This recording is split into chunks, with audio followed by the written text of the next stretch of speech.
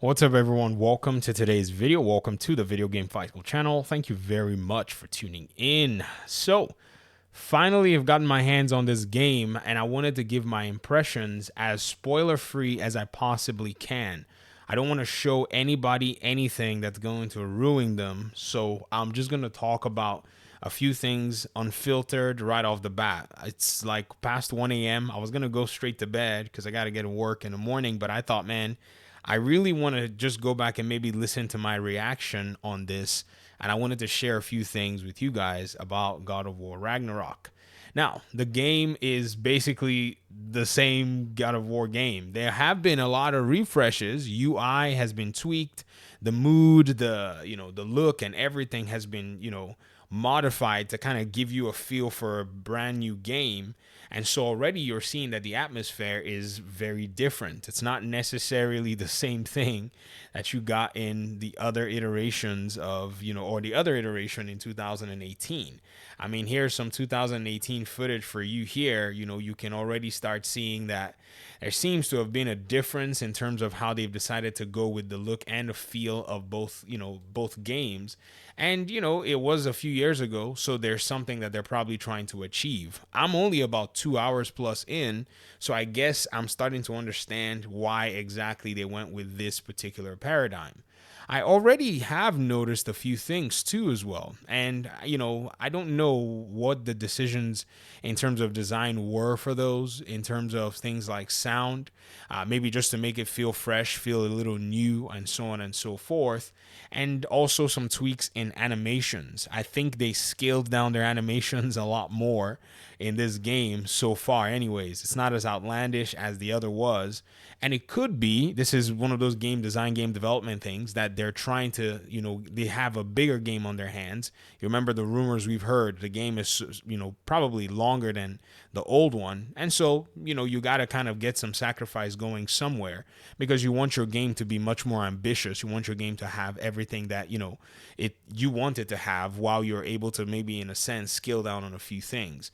But I'm still yet to explore a lot more of the combat systems. And the reason I talked about animations, it's not necessarily your basic movement animations. There's just some things that I saw that I thought, that's a peculiar change. It doesn't really change the experience overall. Doesn't really do anything. It's just a noticeable change. And that's it. Now, when it comes to the story, this new story is unfolding. I gotta tell you, man. So far, so good. I actually already like the story of this game. The first one was quite remarkable, but this second one, it takes a whole new turn. The game goes into, it moves from 2018 God of War level into the intensity of like The Last of Us. I mean, I haven't played the second Last of Us. I've watched a lot of it because reasons. But the first one is the one I played a lot of times, and that game had a lot of intensity. The Naughty Dog formula is now starting to show up very well. You're probably wondering what that means. Okay, so Naughty Dog has a development and storytelling formula that's actually very unique in all of the gaming industry. What they do is whenever your main character, like Nathan Drake, is, doing his thing, going around, what the devs do is, and their story writers, is they give him an accompanying character. Now, this accompanying character or accompanying characters, their job is to make the story not boring or monotonous. When one character is just rolling, doing everything, if the game is long, it can cause monotony. So what these game developers from Naughty Dog have enjoyed for years in their Uncharted games and even The Last of Us is that they've actually been able to full circle bring some really interesting characters into the picture. Now, if you notice in this particular game, there is some level of maturity with the characters all together.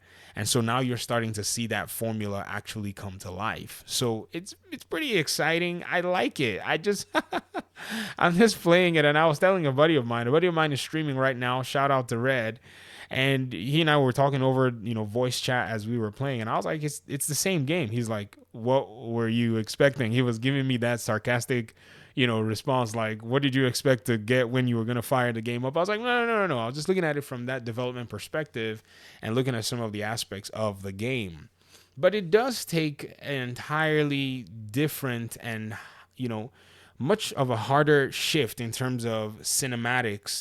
The storytelling has moved to a cinematic side more than anything. I saw the headline of a review that spoiled me just in that sense. So that's why but they said it differently. The way I'm saying it, is not the way the review has said it. That way I've prevented you from that spoiler, but there's a heavy emphasis on cinematics, which you're probably wondering, what there also was a heavy emphasis on cinematics in the first game. I know, but you're going to see it in this game as you start to play. And so far, I think it tells the story in a much, more intensive way. You're just going to be able to kind of like figure out that there's a lot of intensity in this storytelling that the developers, the story writer, narrative crew actually want to share.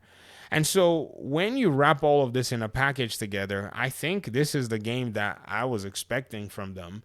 I'm not thoroughly impressed nonetheless. And I say that from a perspective of there's some changes that have been made that seem to have deviated from some of the original formula, but these changes seem like they were necessary to be able to refresh the game. And it's in some areas that I don't really want to point towards. I want you to kind of like experience it yourself. And these are the areas that I'm like, well, it is what it is. Now, when I finish the story, which I say is probably the better part overall for me, I think I might be able to come back and say, okay, these are the things that I've actually gotten to see surrounding the game. But yeah, I can see this game being nominated for Game of the Year. But when you compare it to Elden Ring, though, it's going to be a very tough choice because, I don't know. Let's get a little bit further into the whole game, into the conversation.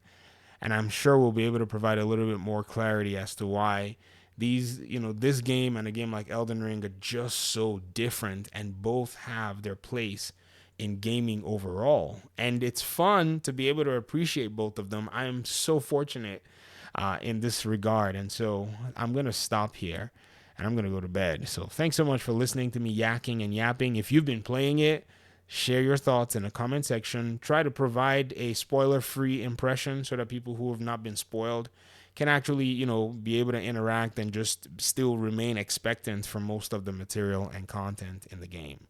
Talk to you guys in another one. Thanks so much for watching, and hopefully we'll talk pretty soon. Peace out.